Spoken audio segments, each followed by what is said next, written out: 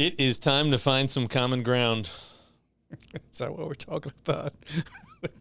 Or as they say down here, neutral ground. There you go. And it would be a lot cooler if I had coffee.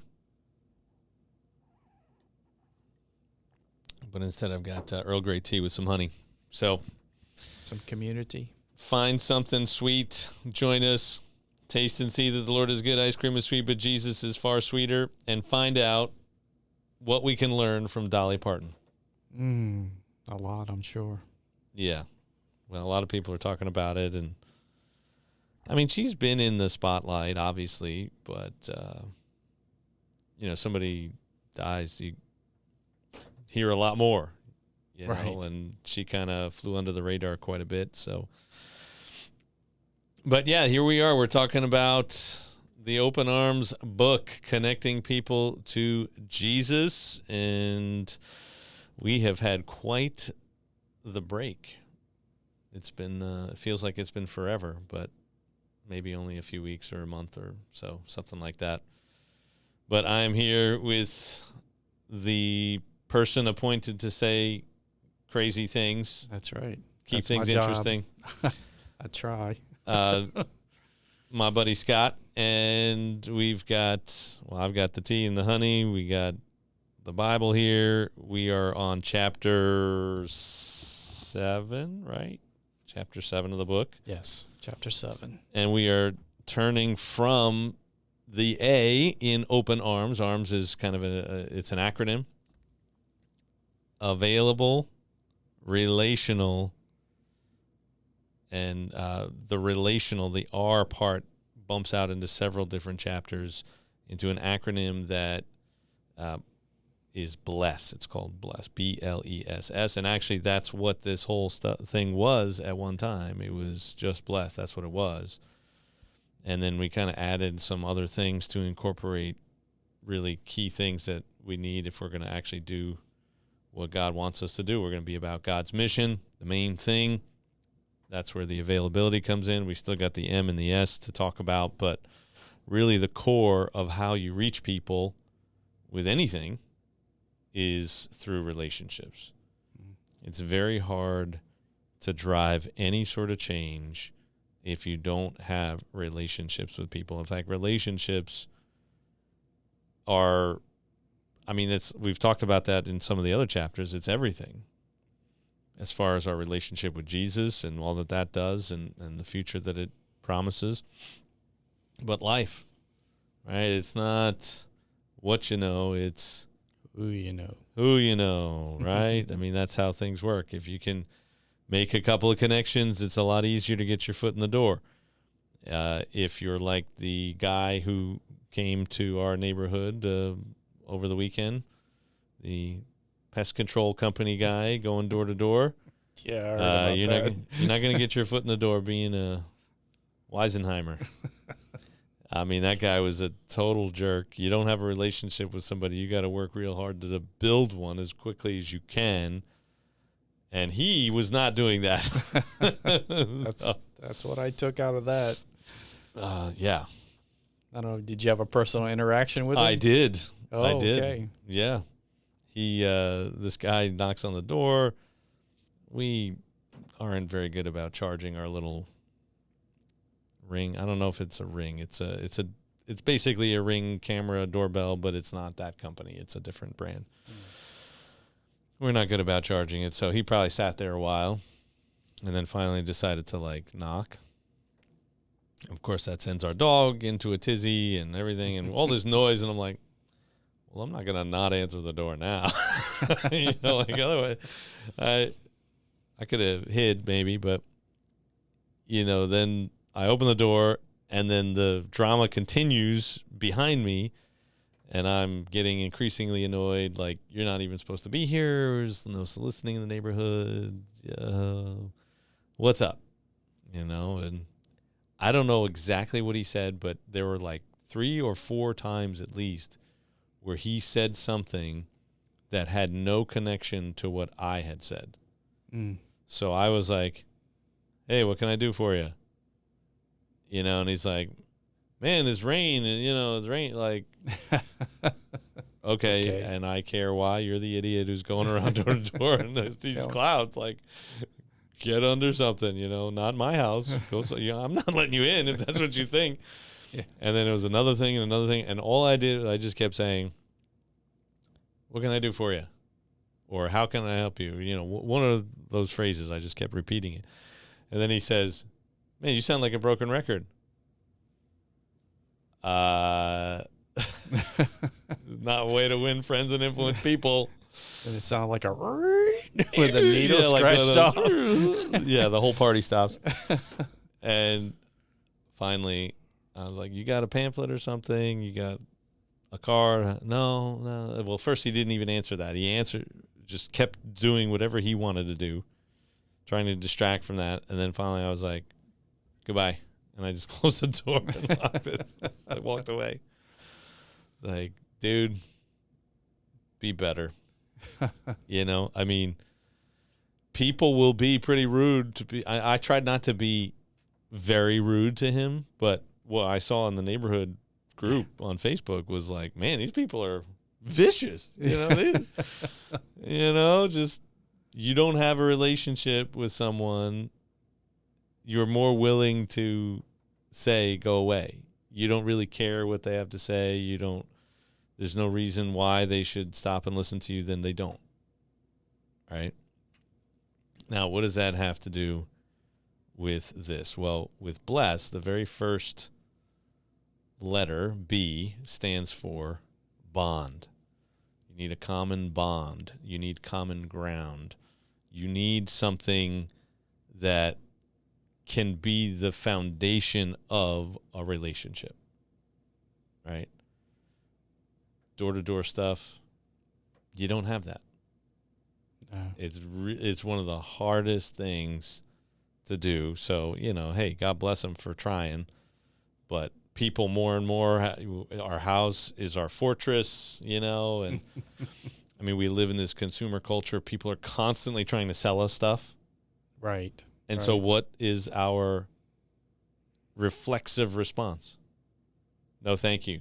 No, thank you. No, thank you. No, thank you. No, thank you. And especially if you live in a city or you work in a city and you walk past a lot of people all the time who are begging, who are trying to hand out stuff, like you just get, like New York City is like this, right? I mean, people just get these blinders on. They just, I got to get to work. Get out of my way. So if you are trying to sell Jesus, the answer is no. That's true. Yeah. Why? Because the answer is no. It doesn't matter what you're selling. Right. Like it doesn't matter. It's not what they're thinking about. It's not what they're interested in at the moment. Yeah, if I'm not and you don't worried about it. I don't know you. Well, I'm not going to believe anything you have to say. Yes. All that, I guess.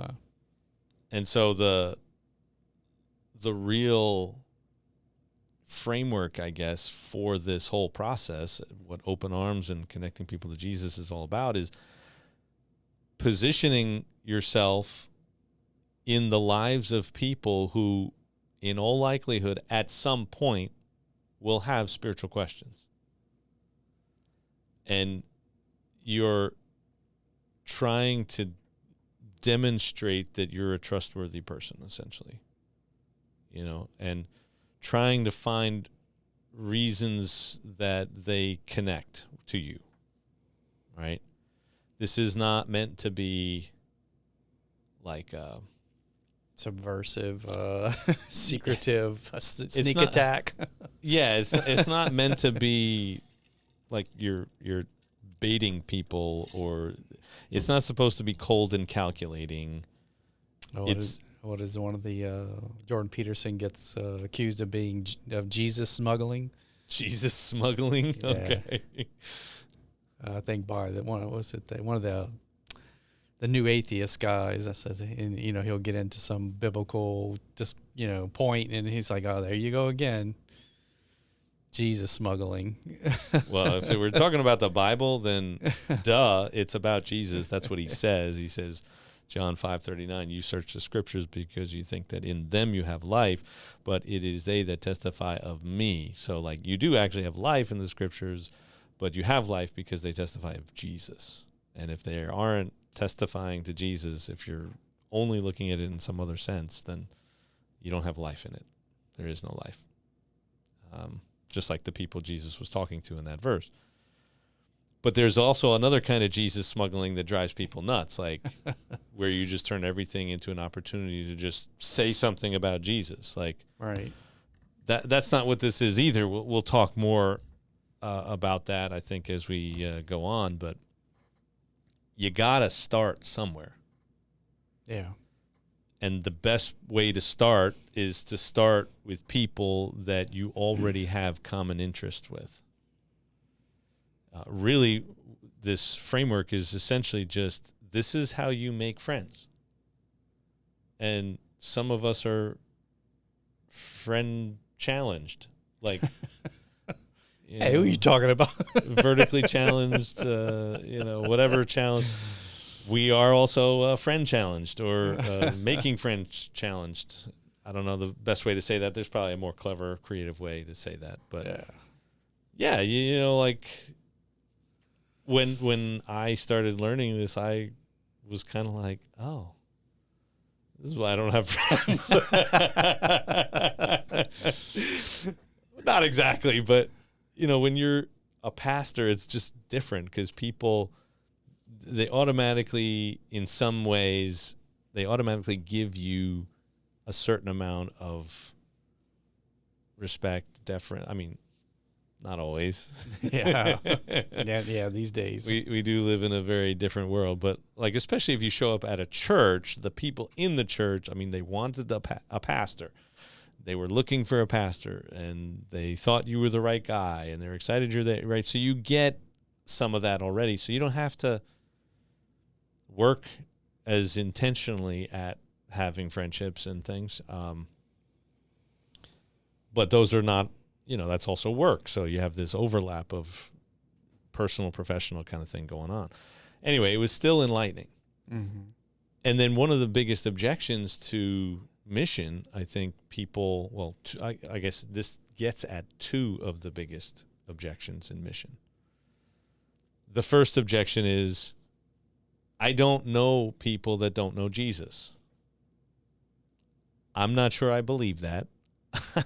I think most people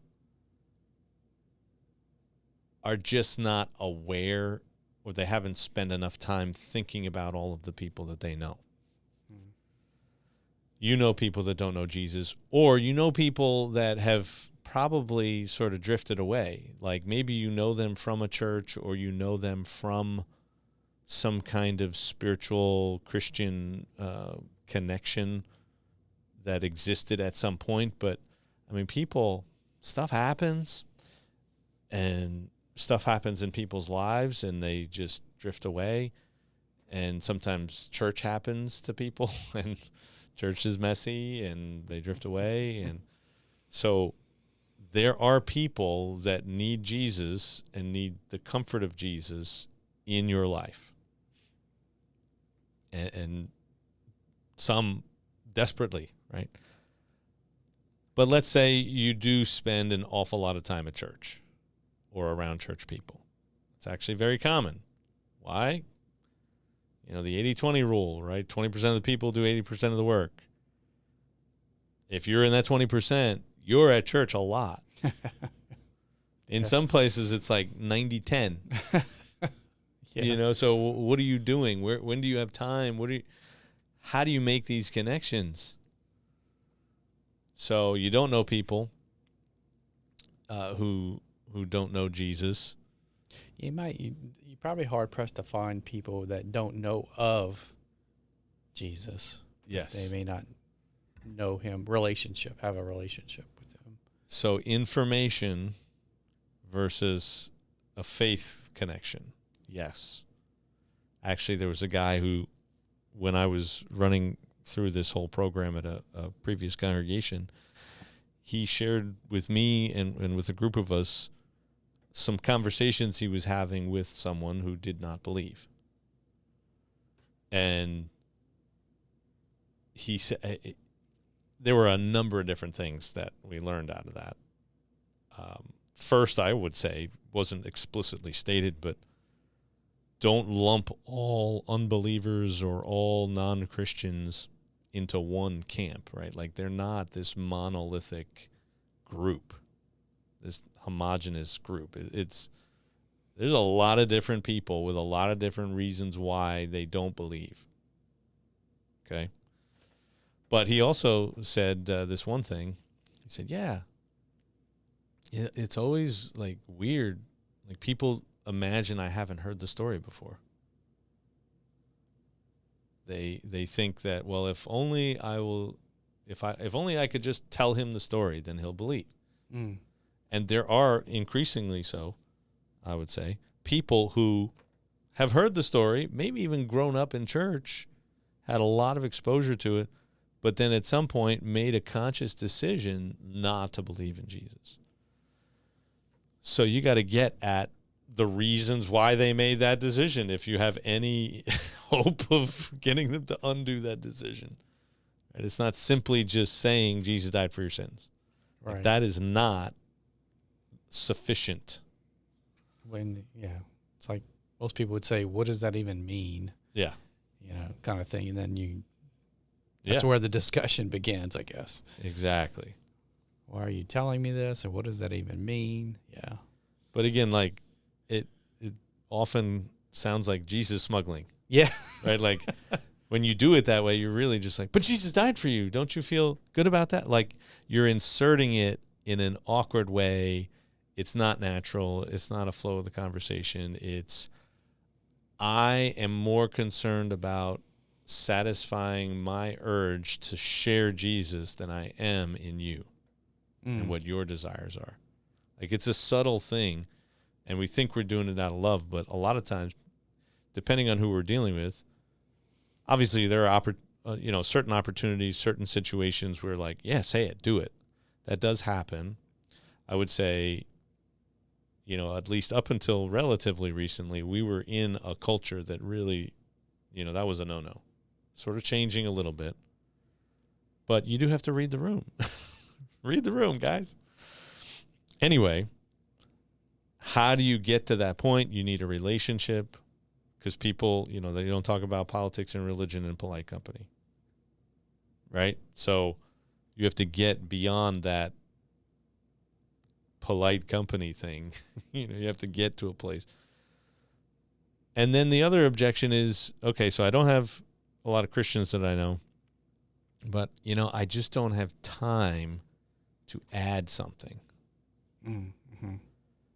And so what this is trying to communicate, one of the things it's communicating is that, okay, fine. Don't add something. I mean, we did spend some time talking about subtracting things and finding, finding availability in your schedule, making intentional time and resources available in your schedule. But what if we also looked at how it can be incorporated, how mission can be incorporated in the things we already do, so that it's not a new thing, it's just thinking about things we already do in a new way. So, for example, I may have used this in a couple of videos ago, but example still works. It was great. Because of all people, I am around a lot of Christians a lot of time. Right? That's what I do.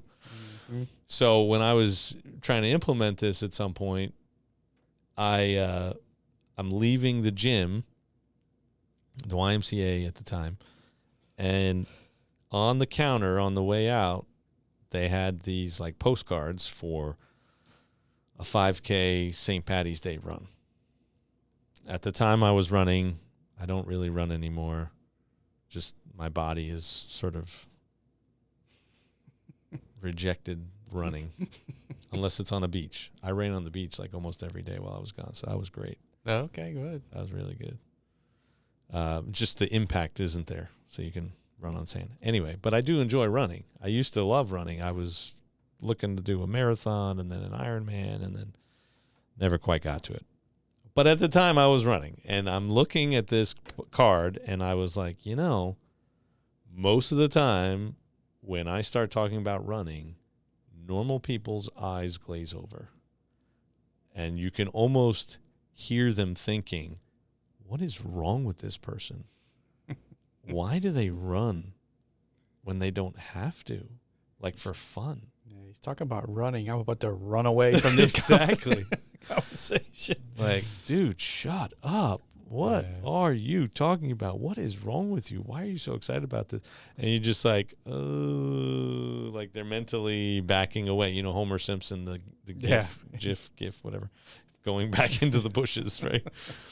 So, okay, people don't usually like talking about running, but I still like talking about running. I like talking about all the things I've learned by injuries and, all the books I've read about it and, just kind of, I just do. And I thought, I bet there are people here that love to talk about running as much as I do. Oh, most definitely. There are people that don't want to talk about running, like, oh, I just couch to 5K, like that's it. Don't don't take me beyond that. All right, or my kid is making me do this, or my spouse is making me do this, or or work. This is a fundraiser. Just leave me alone, right? There'll be people like that there. But for sure, there will be people that live and breathe running. Mm-hmm. Okay, so now you got some people that you can actually talk about running with. Of those people, some of them are probably Christian. But there are probably also some people that aren't.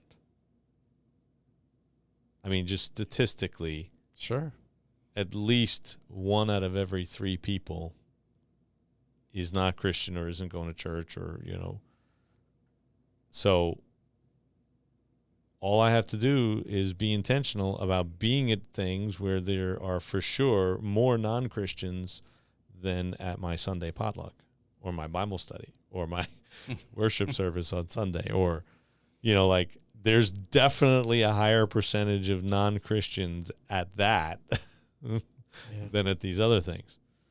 And I said, and you know what? And if I don't get a chance to talk to anybody there, at least I did what I wanted to do. Like I did something that I enjoyed, right? Mm-hmm. And even if I meet mostly Christians, like you've created relationships, and life is about relationships. Life is ultimately like that's what enriches our lives. That's what strengthens our lives. It helps us through all kinds of things. So that's the mentality. Okay.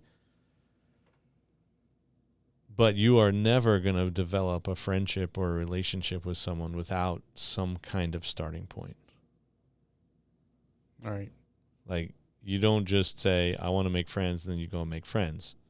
Like friendships generally happen kind of naturally, and they generally happen naturally because of something like that, like running. It doesn't have to be running.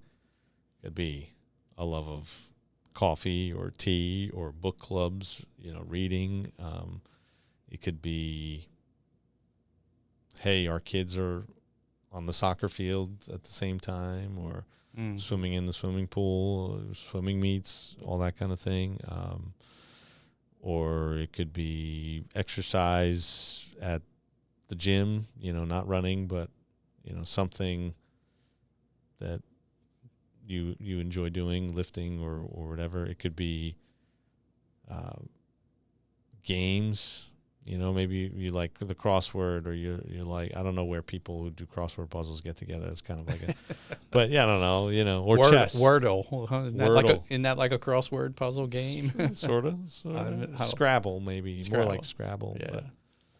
But, chess, you go to a park and play chess with people. I don't know if there's a park like that close to here, but I know there are places. Yeah. That French Quarter, maybe. Yeah. Golf. I don't play golf, but a Benson Boone concert. Music, right? My daughter actually kind of like made a friend, sort of, at least one, while we were at this thing. We were at the Benson Boone concert in New Orleans on Sunday. And, just their love for Benson Boone and his music, right? And it created this connection. There you go. And I was there, and so was my wife, and so we could make sure that it wasn't an axe murderer or something. Exactly, yeah. Because there is that, So that's how it works, or so as we said before, it's as you go through your life. As you go. So the things that you do, I guess if you don't have a hobby, it'd be good. You could start a hobby of some sort. Yeah. Do something that you've been wanting to do. I think we've got one here, like bike riding was one. Mm-hmm. There's some people that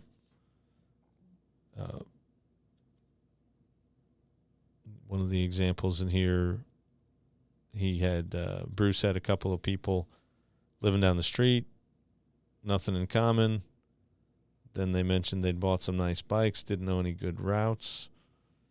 That was it. That was the connection. And then they start having these Saturday bike rides. And sometimes it was both of them, the husband and wife. Sometimes it was just the husband. And when it was just the husband, like, they would find themselves talking about spiritual things. I, at some point, back to the running idea, found out that in another state, previous congregation, there was this middle school that used to have a 6th grade running club, and it was sort of a feeder for the cross-country team.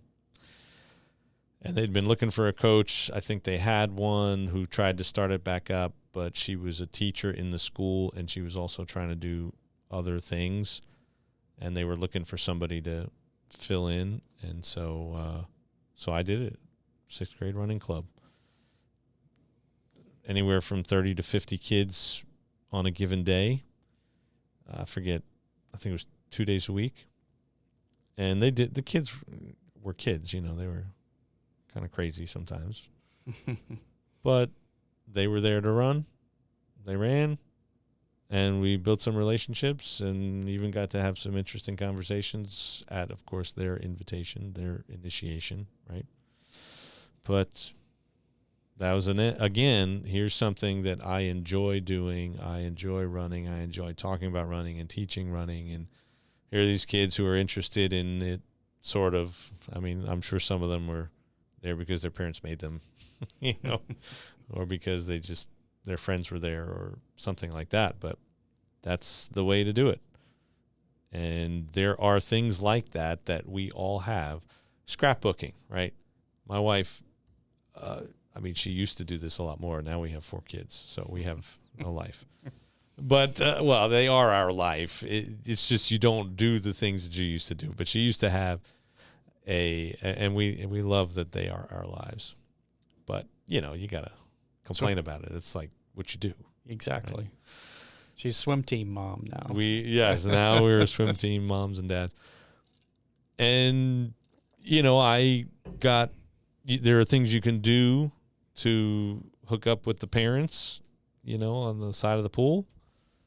But then, like, I'm an official. Now, I went through this officiating program. Why?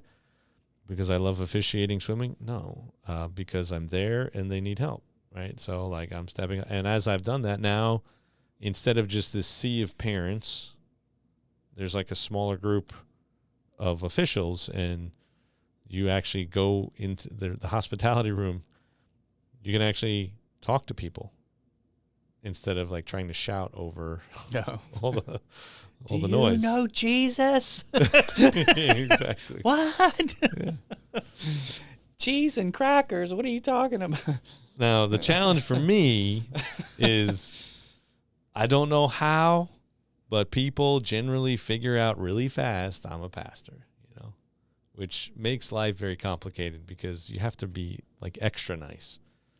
And I'm not really a nice person, so this is hard. So you didn't want to become an official because you're an incessant rule follower, right? Like most Christians are like, oh, that's one of them crazy rule follower people. You know, they got all these rules that they like to follow all the time. I mean, make everybody else follow, even though they don't really follow them that much. They want everybody else to follow them. It is a little bit out of my zone in a sense. And there are people like that. Drives other people nuts by being a stickler for things. But then that's the point. You know, if you don't have rules, then you don't have a sport. Right. I mean, Jordan Peterson talks about this. We've talked about that a lot with all of the parables. Jesus doesn't always sound super friendly. True. But how do you receive a message, an unfriendly, challenging message? Like, you only receive it from people that you have a relationship with, that you trust, that have credibility with you on a particular issue. So, again, the reason for relationships. But, yeah, I'm there already. We have this common bond. I actually kind of enjoy the swimming, just sports in general, and physical fitness, and my kids, and we all have kids that are doing this thing, and we're all there sort of not because we really want to be there, but because it's necessary for our kids to have this sport. So, right. And then there's varying degrees of common bonds, common ground with a variety of people. And, I'm not Jesus smuggling. I can't smuggle Jesus, again, because everybody knows somehow. It's on your head. It's on my head. Not an L, but a J like that. Yeah. So. I have to say, when my son was playing soccer, I probably missed an opportunity to do something like that. Of course, I had no clue on even how to start something like that. But I did actually have the thought. So there was something prompting me that, because when you go to a soccer tournament, usually you have a game in the morning, and then there's a long break, gives all the players a chance to rest and eat and whatever, and then you have a game in the afternoon. So there's a lot of time where you're sitting with other adults as they're, and I know I thought about it a few times. How could I do that? I know there were a few Christian parents on the team that would have been receptive, and I should have really just brought it up with them at the time, and they could have helped, be a core kind of, and then maybe some of the other parents may have joined in after that. I know someone would have run screaming, but my thought was it would have been, have a Bible study or something, which that may be like jumping right into the deep water and deep end of the pool. Yeah. Versus what this is kind of saying. So you see, I really didn't know what I was doing. So trying to give myself an out, but I really don't have one. Now I'm here. I have no out, because now this will present itself again, and I'm like, I have no excuses. There you go. There you go. But yeah, that would have been. I don't know how it would have gone, but it's not us doing the work, right? It's us. Yeah, God is the one who is giving us the inspiration and making things work, or, sometimes it's not it. Maybe he's got a different plan in mind, different path, different people. Appendix A in the book does have a number of ideas just to get your brain firing on all cylinders in this kind of arena here. And at the very end of the chapter, there are the last, second to last paragraph. Just know that people aren't projects. There's no targeting of people here, no research on demographics, no strategies. Forming and deepening relationships isn't a technique.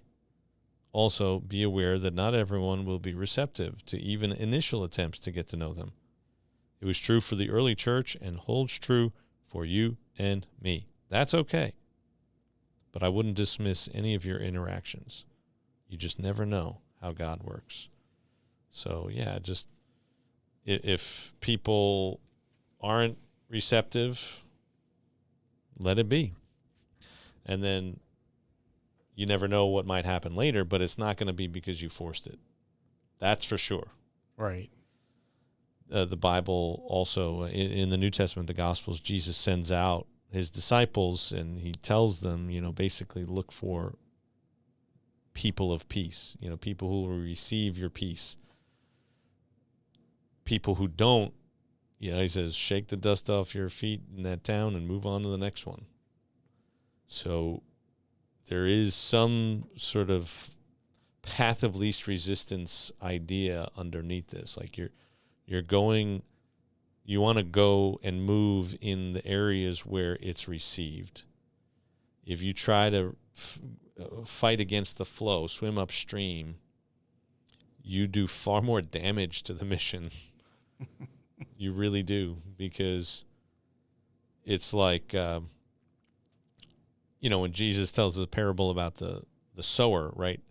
The seed falls on a variety of different terrain, right? There's some that falls on a path, some that falls among thorns. There's and then some that falls on really good ground, right? And you don't want to focus on thorny ground. Like once it's thorny, once it's obvious, like, well, this is just going to get choked up. It's not going to thrive. And those kinds of people just get more hardened in their antagonism sometimes, So you don't want to do that. You want to go where the Holy Spirit has already been plowing that soil and has got it nice and deep and nice and we don't know where that is until we start trying, until you start finding those people that God has put in your life that are receptive to you. Because there is a light. This past Sunday we read Acts 6 and the beginning of the story of Stephen, and it says that, as Stephen was speaking, he looked like an angel, right? Mm-hmm. I think we may underestimate this as Christians. We forget that there is something at work in us. The light of Jesus is shining through us, even when we don't realize it. And even the people around us, if they don't see it, they don't look and go, oh, it's like the face of an angel, like Stephen. There is something in them that senses it. Or the devil is at work, right? Antagonizing them against us. The devil's working against us. He is, right? Mm-hmm. So you don't know all these things are going on behind the scenes. You don't want to just find where it works, right? That's it. And you probably want to find a handful of people, 3 or 4 people maybe, that are potentially people that will go on to some of these future steps in the BLESS acronym here, that because they're going to move at different speeds, and you're really, it's like plowing the ground, sort of. It's a slow process. It takes time. You never know.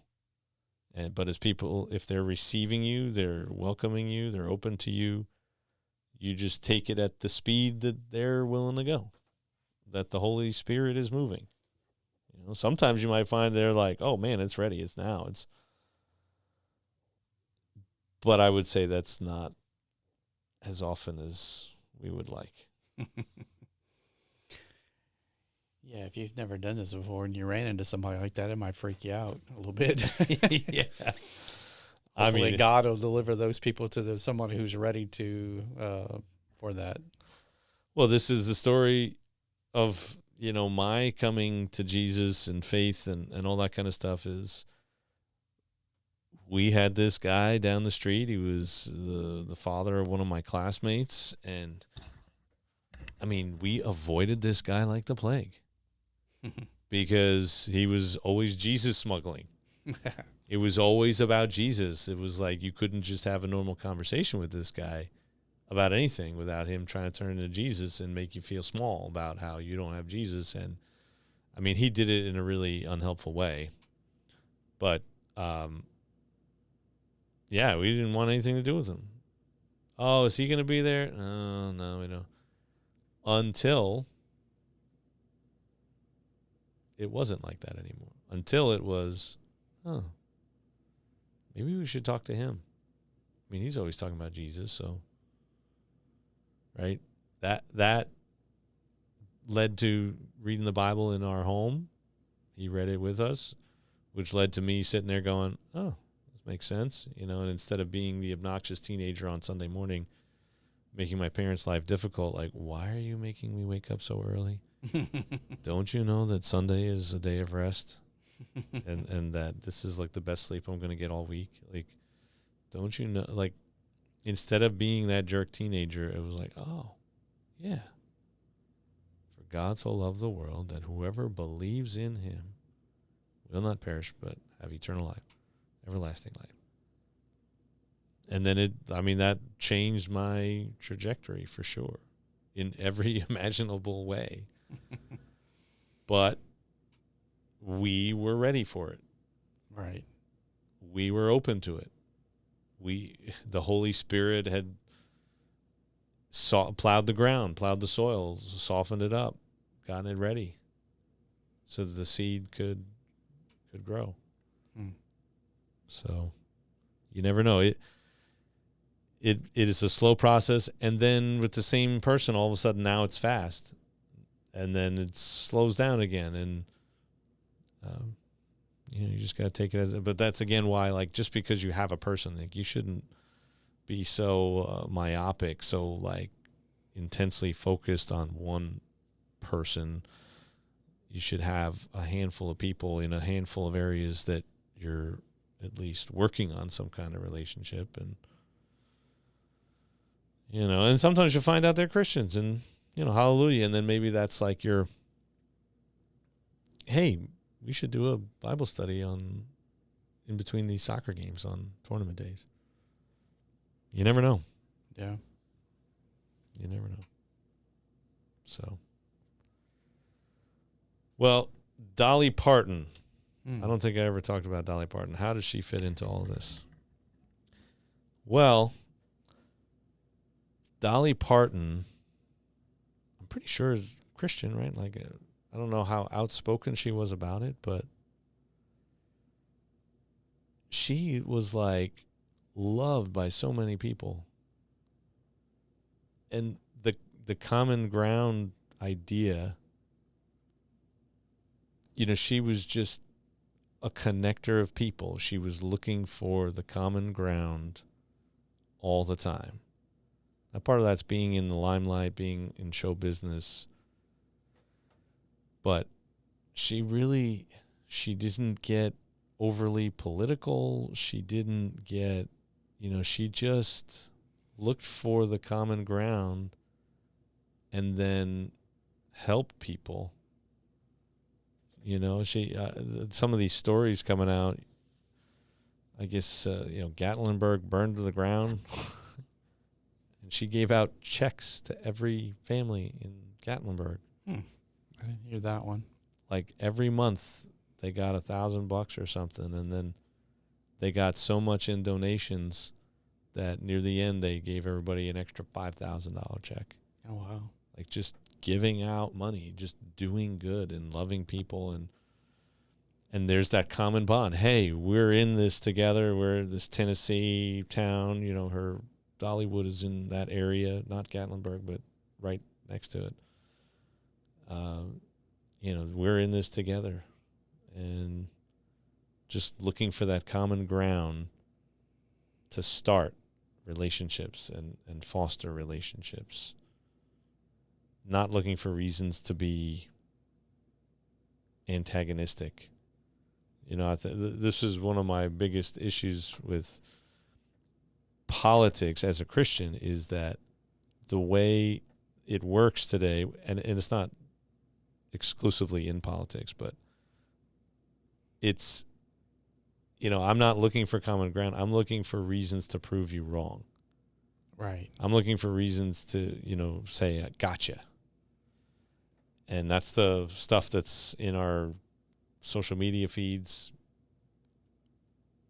because it gets attention because people go, oh, it's like. Well, just recently, one leader on one side met with someone from the other side, and it got out.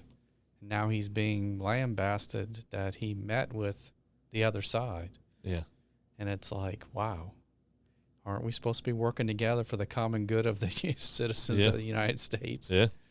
And I think they were talking about budget, like getting a budget done this fall. They didn't want to, do another stupid government shutdown.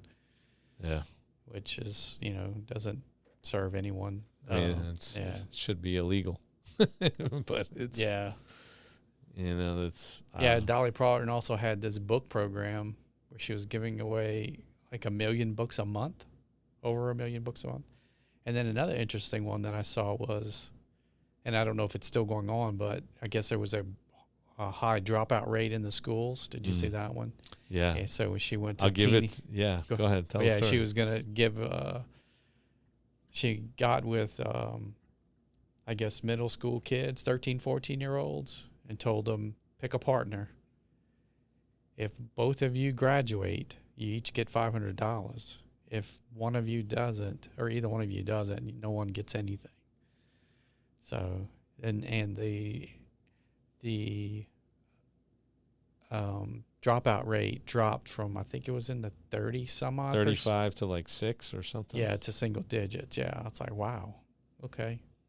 And in a way, it's kind of a scholarship, to $500. A reverse scholarship. Reverse you scholarship. only get it if you do it. Yeah. Not if you. Yeah. Not in the hopes. Here's some money. I hope you accomplish what you need in college. Right. Yeah. Yeah. So that was. Yeah. I don't know, because I don't know if it's still going on or not. But that was. Hey, if it was worth one shot, it did some good. Mm-hmm. Yeah, and I mean, I don't know about the common ground thing there, but I think a lot of this is perhaps some of the future letters here, like learn, engage, serve, share. So there's a lot more to this process of developing relationships, but holy cow, Dolly Parton, Eminem. I don't know if you saw this. Eminem. What's his real name? Marshall Mathers. Marshall Mathers. Marshall Mathers. Yeah. Yeah. So he had a post on X where it was a picture of a letter he got from Dolly Parton.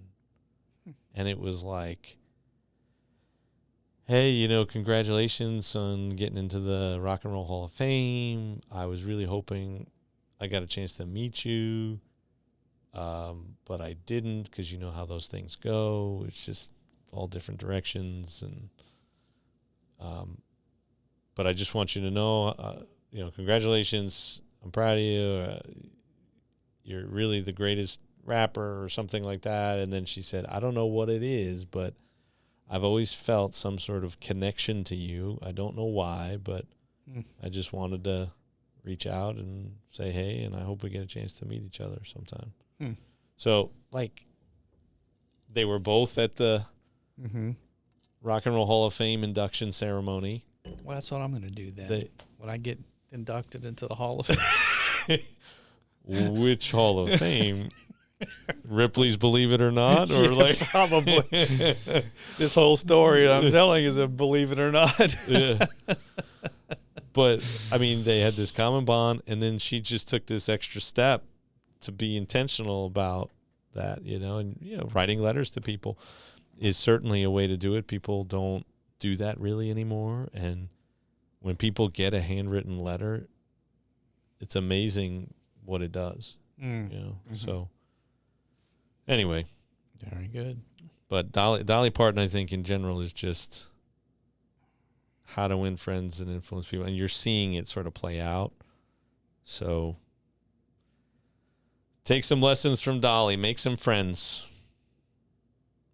Start making some connections. Find some common ground with people, right? Everybody wants kids to graduate. Mm-hmm. Everybody wants kids to learn how to read. Everybody, likes a little pat on the back every now and then, an acknowledgement,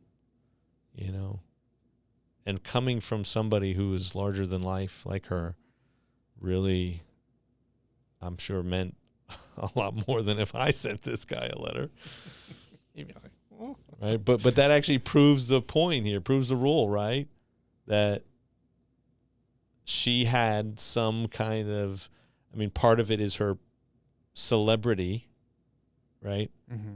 But still, she could do something. She had a connection that would have an impact, whereas if I tried it, it wouldn't work, right? And so we want to get to the place. I don't think we're all going to be Dolly Parton, and we're not going to have hundreds of millions of dollars to give away, and we're not going to be able to write letters to Marshall Mathers, and we're not going to. But it was something they had in common, right? So yeah. There was a way, right? And so you want to be that person in the person's life, or a person like that. And until you are, it's going to be really hard to share Jesus. Mm. So, again, very convicting for me at various points, because as a pastor, I have a certain level of connection with a lot of people. But what about the non-Christians, first of all? And then second of all, what am I doing to be the Dolly Parton in their life? Like the person that can speak into certain situations. There's some friends that used to teach stuff like this too, and they were trying to be intentional. They were pastor family kind of people, so they also struggled with, how do you have friends with non-Christians when your life is in church, and when you're a pastor long enough, hey, so how about that budget meeting? Like you don't have things to talk about because you're just in this weird world that no one else lives in, right? But they had started to be intentional, and it really was working better with the wives, I think. And then one day they got, the wife got an invitation. They lived across the street, so they said, could you please come over? And she walks into this room and finds out, the dad, I don't even remember what the details were, but basically dad was in jail now, and he was probably going to be in jail for a long time. Mm. And they literally asked her, could you please tell us about the hope you have in Jesus? And they may have had some conversations leading up to that here and there. They certainly knew that this was like a pastor and pastor's wife, right? But now they're asking, right? Because they were ready, and they had been intentional about making sure they knew that when that time came, they could reach out to them. So that's really what this is about. Again, it's not Jesus smuggling. It's not just like that term. It's not love bombing. It's not cult-like behavior that we're encouraging here. We are just simply saying we live in a world that is very unrelational now. We live in a world that doesn't really facilitate the kinds of things that, we're just so free and so disconnected from our neighborhoods and our communities, and, because we can go anywhere and do anything. I think I told the story maybe once before, maybe not. Something happened. We were all excited. We're going to go get ice cream. And I get everybody in the car, and then I'm in the house doing something, and then coming back out. Kids were all younger then, so it was kind of a mess getting everybody in. Get everybody in. I go back in for something. I come back out, and the girl across the street comes over, walking up the driveway, and say, hey, can your kids come out and play? I'm like, no, we're going to get ice cream. And I forget exactly when it dawned on me, but it was like, wait a second. I just missed out on an opportunity for community, for developing relationships because of a good thing. Like I wanted to get my family ice cream. We were celebrating something, but couldn't I have gone out to get ice cream and brought it back and invited them or said, hey, ask your parents if they want to come too, or if you're allowed to come with us, or what, something like that to foster those bonds, to strengthen those bonds. So you got the TV, every single technological advance in the last 50 to 60 years, 100 years has basically isolated us. You got washers and dryers, so people aren't outside hanging up their clothes anymore, right? You've got air conditioning. People aren't hanging out on their front porches trying to cool off in the oppressive heat. I don't know how people survive down here when there's no air conditioning. I mean, I struggle with air conditioning sometimes. Televisions, right? That keeps us inside. That's where the entertainment is. It's not sitting on the front porch looking at what the idiot neighbors are doing. It keeps us disconnected. And so this is something we really have to be intentional about. And until we are, we will not be successful in God's mission. Anything to add? Helpful or unhelpful?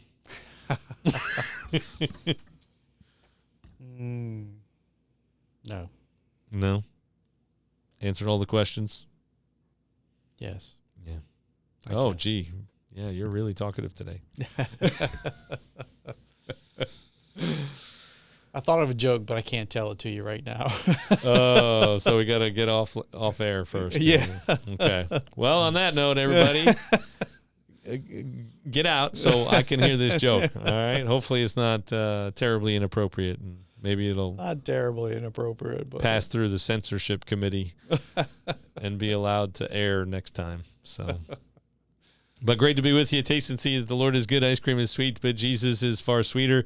He's so sweet, he should be shared.